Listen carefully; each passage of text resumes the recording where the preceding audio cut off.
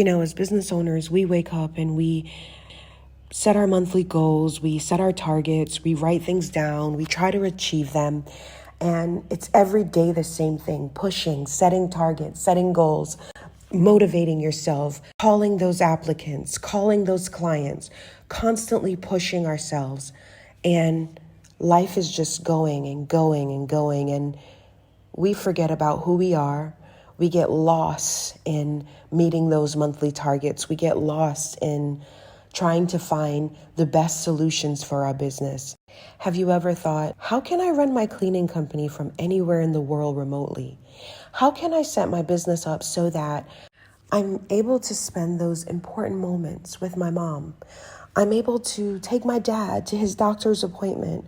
I'm able to go to my kid's soccer game, or I'm able to take that 3-month vacation that I've always wanted to. If that's you and you want to learn more about our online course, visit our website and schedule a pre-screening call.